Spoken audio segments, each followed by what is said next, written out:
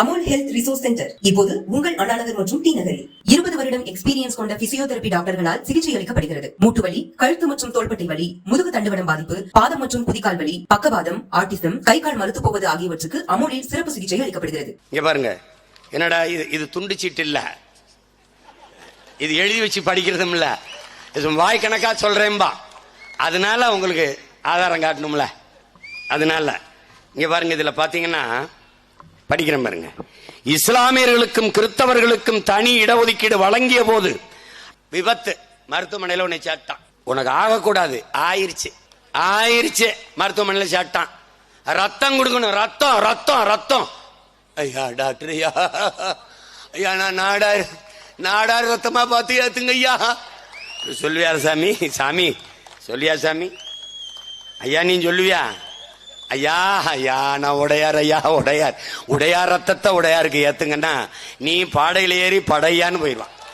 பாத்தியா? ஐயா ஐயா ஐயா சரியா ஐயா ஐயா அங்க சாம கிடப்பா. நீ எதையாவது பேசுவாங்கன்னு வாயில ஒரு மாஸ்க் வச்சு மூடி வச்சிருப்பான். அங்க போறவன் ரத்தம் ரத்தம் ரத்தம் கத்துவான். ஏன்? சாதிக்கு ரத்த வரி உண்டு, ரத்தத்துக்கு சாதி வரி கிடையாது. புரியுதா? இதத்தாண்டா நம்ம தாத்தா சொல்றான், யாரு மேல கீறினாலும் ரத்தம் ஒண்ணுதான். ஆக மொத்தம் நீ நானும் 10 மாதம் தாங்கிறான். இப்ப சாதிவாரி கணக்கெடுப்பு இவர்கள் எடுப்பார்கள் என்று நினைக்கிற? பின் இங்க பாரு, உன்னை எந்த அளவுக்கு மதிச்சு வச்சிருக்கான் பாத்துக்க. நீ ஆட்சிக்கு வந்தால் 1000 ரூபாய் குடும்ப தலைவிகளுக்கு, வந்த பிறகு தகுதி உள்ளவர்களுக்கு. ஏன் ஆத்தா அக்கா தகுதி பார்க்க நீ யாரு? உனக்கு என்ன தகுதி இருக்கு? இந்த கேள்வியை எவன் கேட்கிறானோ அவன் தான்டா மான தமிழச்சி மாறல பால் குடிச்சவனா இருக்க முடியும். எங்க ஆத்தாவுக்கு தகுதி இருக்காளன்னு கேட்க நீ யாரா? அதை கேட்கல. என் தங்கச்சிக்கு 1000, என் தம்பிக்கு தமிழ் மகன் 1000, இவனுக்கு புரட்சி பெண் 1000. யாரு கேட்டது? கொடுத்துட்டேன். இப்போ அடுத்த ஆண்டு தேர்தல் வரப்போகுது 26ல. இப்ப 25 வரப்போகுது. இன்னைக்கு அறிவிப்பு என்ன தெரியுமில்ல? பொதுப்பணித்துறை அமைச்சர் ஐயா ஏவா வேலு அறிவிக்கிறாங்க, 25ஆம் ஆண்டின் தொடக்கத்தில் இருந்த குடும்ப அட்டை வைத்திருக்கிற எல்லோருக்கும் 1000. எப்படி வந்துருச்சு? ஏன்? பயம், தோல்வி பயம். நல்லாட்சி நாயகர்களினுடைய செயல் திட்டம் என்னது? இவன் நம்மளை தோக்கடிச்சு போடுவான். ஏன்னா ₹1 காசு கொடுக்காம 36 லட்சம் ஓட்டு இந்திய நாடாளுமன்றத்தை இந்தியாவை யாராலும் வாங்கிட்டான். இந்த நாட்டில் இருக்கிறது பூரா அவன் சித்தப்ப மக்க, பெரியப்ப மக்க, மாமச்சான், ஆத்தா, பெரியத்தா, சின்னத்தா போட்டுருவான். போட்டான்னா 36, 66, 66, 1,26,00,000 ஆச்சுன்னா நாடு அவன்கிட்ட போயிடும், தொலைச்சிருவான். ஒரு பய ஊழல் வாங்கினேன், லஞ்சம் வாங்கினேன், மலைய திருனேன், மண்ணாளுனேன், குவாரி வச்சேன், கிவாரி வச்சேன், அவன்லாம் எங்க இருக்கான்னு உன்னால கண்டுபிடிக்க முடியாது. புரியுதுன்னு நினைக்கிறேன். அந்த பயத்துல இப்ப என்ன வருது?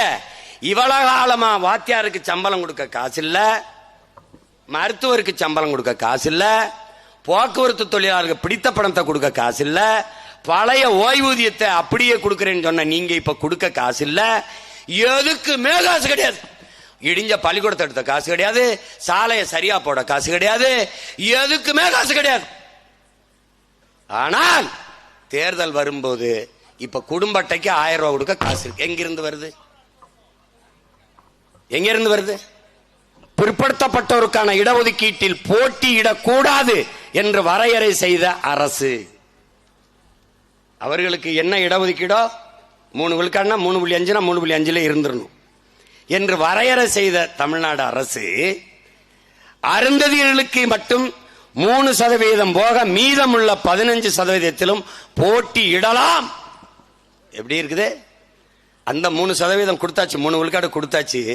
அது போக மிச்சம் இருக்கிற 15லையும் போட்டியிடலாம். அந்த போட்டியிடும் போது அருந்ததிய மக்களுக்கு முன்னுரிமை, ஃபர்ஸ்ட் பிரிபரன்ஸ். இதை நல்லா என் தம்பி தங்கையில் கவனிச்சுக்கணும். முன்னுரிமை கொடுக்கணும். இந்த பொது போட்டியிலையும் அவர் வருவாரு. அது போக அவருக்கு தனியா இருக்குது. அவர் எப்படின்னா அவர் வீட்டுல அவருக்கு குடும்பத்துக்கு வேண்டியது சமைச்சு வச்சிட்டாரு. ஆனால் நாங்க இந்த ஊருக்கு சமைச்சிருக்கோம்ல, அதுலயும் வந்து அவர் எடுத்துக்கிடுவார். எப்படி புரியுதா உங்களுக்கு நான் சொல்றத? முன்னுரிமை. இப்ப அவங்க நம்ம எல்லாம் சாப்பிடக்கூடாது, அவருக்கு கொடுத்துட்டு மீதி இருந்தா சாப்பிடணும். அது என்ன பேரு? First preference. ஆங்கிலத்தில், தமிழ்ல முன்னுரிமை. விளங்குதா? இதனால என்னென்ன பிரச்சனை? இந்த பாரு பிரச்சனை, இந்த பாரு பிரச்சனை பாரு, இந்த பாரு படிக்கிறேன் பாரு. Municipality administration. இந்த பாத்துக்க தம்பி தங்கச்சி, உனக்காக தான்டா கத்திக்கிட்டு இருக்கேன். வேர்த்திருச்சுரா, ரத்தம் வேர்வையா உரிக்க ஓடுதுரா, தொண்டை வரலுதுரா, டேய் நெஞ்சு வெடிக்குதுரா. இந்த பாரு கத்திரம் பாரு. டேய் 1933 இடம்டா மொத்தம். எது எது? இந்த பாரா, அது என்ன இடம்? முனிசிபல் அட்மினிஸ்ட்ரேஷன், மாநகராட்சி நிர்வாகம். அதுல பாரா 1933 இடத்துல 3 விழுக்காடு வைத்திருக்கிற அருந்ததிய மக்களுக்கு 252 இடம்டா வேலை வாய்ப்புல. இத புறம் படிச்சா அவனுக்கு தலை சுத்து, அதனால இந்த இடத்தை மட்டும் சொல்றேன். 252 இடம். 15 மீதி 15 விழுக்காடு வச்சிருக்கிற பறையர், தேவேந்திரர், பழங்குடி மக்களுக்கு 212 இடம்டா. 15 விழுக்காடு வச்சிருக்கவனுக்கு 212, 3 விழுக்காடு வச்சிருக்கவனுக்கு 252. எல்லாரும் ஒரு லட்டை உருட்டி ஆளாளுக்கு ஒரு லட்டை எடுத்துட்டு போயிட்டே. ஆந்திரா, கர்நாடகா, கேரளா, மகாராஷ்டிரா, பீகார், குஜராத், உத்தரப்பிரதேசம், ராஜஸ்தான் எடுத்துட்டு போயிட்டீங்க. ஆனா நாங்க பேரன்பும் பெருந்தன்மையும் கொண்ட ஒரு இனத்தின் மக்கள், யாதும் ஊரே யாவரும் கேளீர் என்று உலகம் தழுவி நெசித்து நின்ற மக்கள். அதனால எங்களை இழிச்சவாப்பைய, கேனப்பைய, ஈனப்பைய நினைச்சுக்கிட்டு அவன் லட்டை அவன் வீட்டுல பத்திரமா வச்சுட்டு லட்டை எல்லாரும் நொறுக்கி திங்கலாம்னா நான் பிச்சு எடுத்துருச்சுவேன் பாத்துக்க.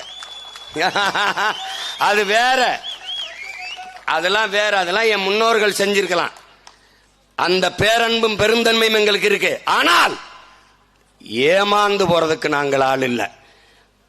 வசதி படைத்தவன் தரமாட்டான், வயிறு பசித்தவன் விட மாட்டான். எங்க தாத்தா பட்டுக்கோட்டை எங்களுக்கு சொன்னது. நாங்க வயிறு பசிச்சிருக்கோம், விடுறதா இல்ல. நீ மரியாதையா தந்துடணும். சாதிவாரி கணக்கெடுப்பு எடு என்று சொல்வது தமிழ் தேசியம். சாதிவாரி கணக்கெடுப்பை எடுக்க மறுப்பது திராவிடம். ரெண்டும் ஒன்றா? புரியுதா? ஏன் எடுக்காது? எடுத்தால் அந்த கட்டுச்சோறு, ஊசின கட்டுச்சோறு வெளியில வந்துடும். அது எப்படி தெரிஞ்சிடும்? தமிழ் சமூக மக்களினுடைய உரிமையை எவ்வளவு காலம் அவர்கள் ஏப்பம் விட்டிருக்கிறார்கள், திண்டு ஆட்டையை போட்டிருக்கார்கள் என்று தெரிஞ்சிடும். எடுக்க மாட்டார்கள். கேட்டால் அது மத்திய அரசு எடுக்கணும். நல்லா கவனிச்சுக்கணும் தம்பி. இவர்கள் தான் மாநில உரிமை பேசியவர்கள், மாநில தன்னாட்சி பேசியவர்கள். இவர்கள் தான் சாதிவாரி எடுக்க சொல்ல, அது மத்திய அரசு எடுக்கணும் தள்ளி விட்டுருவான், சாட்டி விட்டுருவான். ஆனால் பீகார்ல நிதிஷ்குமார் யாரை கட்டெடுத்தாரு? அவர் பெரியார பேசல, அவர் சமூக நீதி பேசல, ஆனால் எடுத்தார். இப்ப தெலுங்கானாவில் எடுத்துக்கிட்டு இருக்கான், தெலுங்கானால எடுத்துக்கிட்டு இருக்கார். அங்க பெரியார் பேசல, அங்க அண்ணல் அம்பேத்கர் அவங்க பேசல. அங்க சமூக நீதி, சமூக நீதி, நாங்க சமூக நீதியின் காவலர்கள் என்று பேசல, அவை எடுக்கிறான். இது சாட்டி விடுறது, அடுத்த மேல பழிய போட்டு தப்பிச்சு போடுறது. இந்த இஸ்லாமிய சிறை கைதிகள் விடுதலைன்னு பேச ஆளுநர் கையெழுத்து போட மாட்டாருங்கிறது. அவர் போட மாட்டாருன்னு தெரிஞ்சுதான் நீ அனுப்புற. அவன் சாதிவாரி கணக்கெடுப்பு எடுக்க அனுமதிக்க மாட்டான் என்று தெரிந்துதான் நீ சொல்ற. ஏன்? சாதிவாரி கணக்கெடுப்புக்கும் சமூக நீதிக்கும் நேர் எதிரான கோட்பாடு கொண்டது பிஜேபி, காங்கிரஸ். அதேதான் இப்போது அருமை சகோதரர் ராகுல் காந்தி, நாங்கள் சாதிவாரி கணக்கெடுப்பு எடுப்போம் என நேத்தங்கட்சி ஆரம்பிச்சிருக்காரு. இனிமேதான் அவர் நாட்டை ஆள வரணும். இந்த நாடு விடுதலை ஆவதற்கு முன்பு இருந்த அந்த கட்சி இருக்கு. அந்த கட்சியை இந்திய நியமனம் தொடங்கல, வெள்ளக்கார. காந்தி சுதந்திரத்துக்கு அப்புறம் காங்கிரஸ் கட்சியை கலைச்சி விட்டு இருந்தாரு. ஏன்னா காங்கிரஸ் கொடிக்கும் தேசிய கொடிக்கும் வித்தியாசம் இல்லாம தெரியுதியா?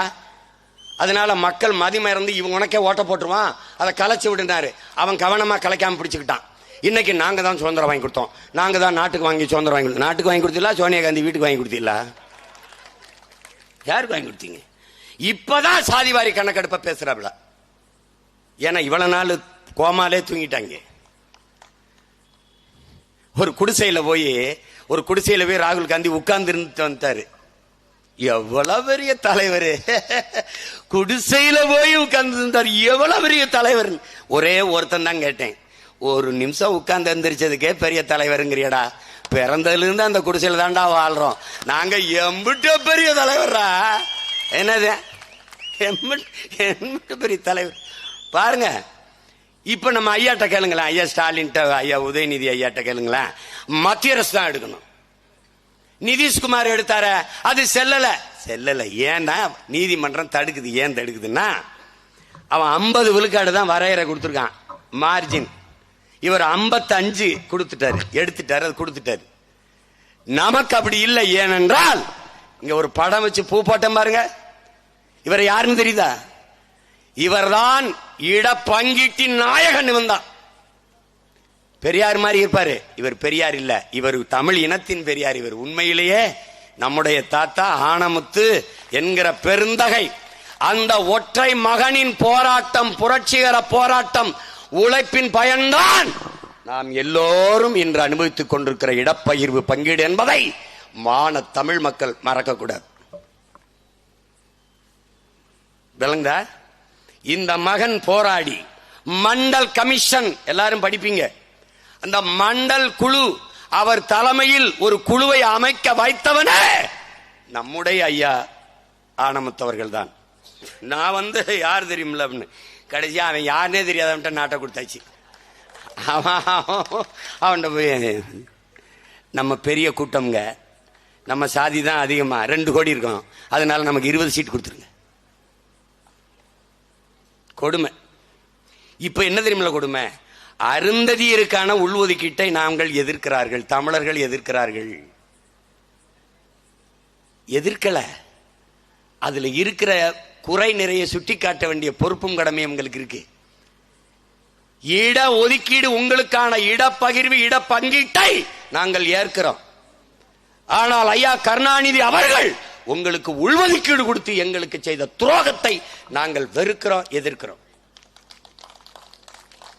அறிவார்ந்த தமிழ் சமூக தம்பி தங்கைகளே, பேரன்புமிக்க பெற்றோர்களே, இந்திய துணைக்கண்டத்தை 18 ஆண்டுகள் தொடர்ச்சியாக ஒன்றிய அரசிலே, மத்திய அமைச்சரவையிலே பங்கேற்ற ஒரு மாநில கட்சி அது திமுக மட்டும்தான். 18 ஆண்டுகள் தொடர்ச்சியாக. அமுல் ஹெல்த் ரிசோர்ஸ் சென்டர் இப்போது உங்கள் அண்ணா நகர் மற்றும் டி நகரில் 20 வருடம் எக்ஸ்பீரியன்ஸ் கொண்ட பிசியோதெரபி டாக்டர்களால் சிகிச்சை அளிக்கப்படுகிறது. மூட்டு வலி, கழுத்து மற்றும் தோள்பட்டை வலி, முதுகு தண்டுவடம் பாதிப்பு, பாதம் மற்றும் குதிகால் வலி, பக்கவாதம், ஆட்டிசம், கை கால் மறுத்து போவது ஆகியவற்றுக்கு அமுலில் சிறப்பு சிகிச்சை அளிக்கப்படுகிறது.